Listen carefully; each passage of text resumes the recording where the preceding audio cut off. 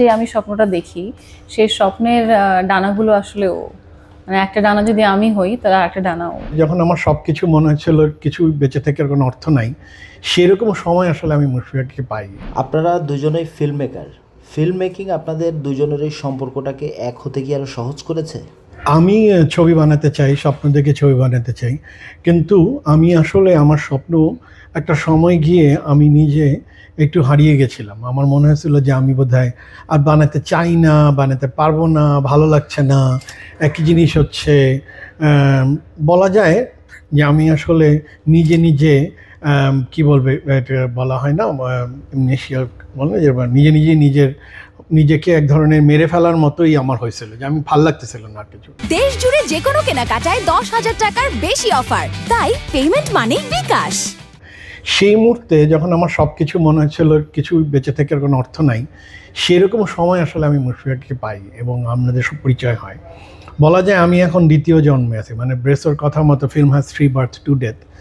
তো ওই রকম আমার আসলে জন্ম হয়েছে আবার মুশফিকার সাথে পরিচয় হয়ে। কেন? বিকজ ও সিনেমা বানাতে চায়, আমরা আমার মতোই, এবং সিনেমাকে ভালোবাসে, এবং আমরা এদেশে এখন আমরা কাজ করব, এদেশের গল্প বলবো, সেই রকম একটা উদ্দেশ্য নিয়ে এখন কাজ করা শুরু করেছি নতুনভাবে, নতুন উদ্যমে। এবং আমার মনে হয় নেক্সট ইয়ারের মধ্যেই আমাদের কাজ আমাদের দর্শক দেখবে।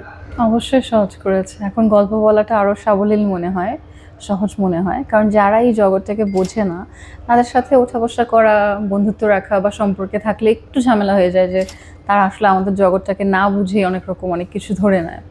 সেই ক্ষেত্রে আমার সাথে আমার অমিতাভের সাথে যে এই সম্পর্ক হওয়ার কারণে যে সুবিধা, মানে একটা বড় প্লাস পয়েন্ট হচ্ছে যে স্বপ্নটা যে আমি স্বপ্নটা দেখি সেই স্বপ্নের ডানাগুলো আসলেও মানে একটা ডানা যদি আমি হই তাহলে আরেকটা ডানাও। তো আমাদের ডানা ঝাপটাতে অনেক বেশি সুবিধা হয়, আমরা বুঝি কে কী চাইছি, অনেক সময় কোনো কথাও বলতে হয় না, না বলেই বোঝা যায় যে আসলে আমরা কী চাইছি এবং কেমন করে ভাবছি। তো ফিল্ম মেকিং তো একটা হিউজ প্রসেস, এটা টিম ছাড়া হয় না। তো সেই টিমের সবচেয়ে বড় অংশটা যদি আমার লাইফ পার্টনার, তো সেখানে আমার মনে হয় এটা আমার জন্য অনেক বিশাল বড় প্রাপ্তি। অমিতাভ ভাইয়ের কাজের সমালোচনা কি উনি করে থাকেন? এখন যেহেতু আমরা একসাথেই কাজ করি, সুতরাং আমাদের নিজেদের কাজ নিজেরাই সমালোচনা করি। আর এখন আমার আলাদা করে কোনো কাজ হয় না বা করি না, যা করি এখন একসাথে। পুরান কাজ দেখে ডেফিনেটলি কিছু কাজের সমালোচনা করে, কিছু কাজকে অ্যাপ্রিসিয়েট করে, তো সেটা প্রতি মুহূর্তেই আমাদের এক ধরনের উত্তরণের মধ্যে দিয়ে আমরা বেড়ে উঠি। দুজনের মধ্যে কাজ এবং স্ক্রিপ্ট নিয়ে আলোচনা হয় কেমন? এই মতবিরোধটা আসলে খুব হেলদি, কারণ এটাতে আসলে দুজনে মিলে বসে আমরা ডিসকাসই বেশি করি। কোনো আর্গুমেন্ট থাকলে সেই আর্গুমেন্টটাও খুব সাবলীল, কারণ ওটা অনেক সহজ হয়ে যায়, এটা ঝগড়ার বিষয়ে পড়ে না, পরে হচ্ছে বোঝাপড়ার মধ্যে। এবং আমি আমার আর্গুমেন্টটা বলতে পারি, যে আর্গুমেন্টের চেয়ে আসলে discussion is the better word.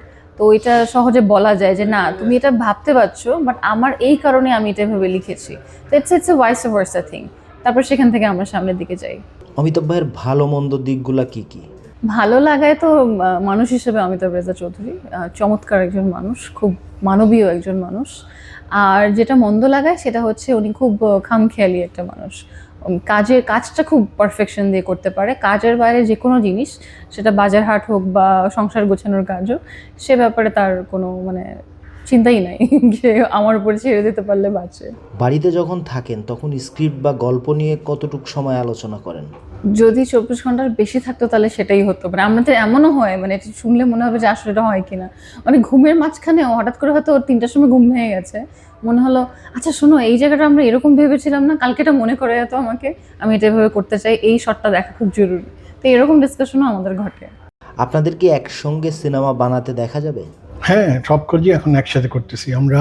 এবছর ছবি শুরু করব হয়তো বা, অথবা নেক্সট ইয়ারের একদম শুরুতেই।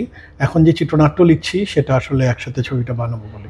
আর একটা ওয়েব সিরিজ লিখছি আমরা এখন। তো আয়নাবাজি রিক্সাগালের পরে আপনি সিনেমা বানাতে এত গ্যাপ নিচ্ছেন কেন?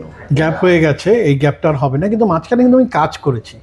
আয়নাবাজির পরে আমি অনেকগুলো ওয়েব সিরিজ করেছি, বইমেন থেকে শুরু করে, বোধ থেকে শুরু করে কনস্ট্যান্টলি কাজ করেছি, ঢাকা মেট্রো করেছি। কিন্তু হ্যাঁ, কিন্তু আমি আসলে সবসময় একটা গল্প বলার মাঝেই ছিলাম, কিন্তু নট নেসেসারিলি আয়নাবাজির মতো বড় ছবি করতে পারি নাই, কিন্তু এখন করব, এখন আমরা লিখছি এই ধরনের একটা ছবি করার জন্য।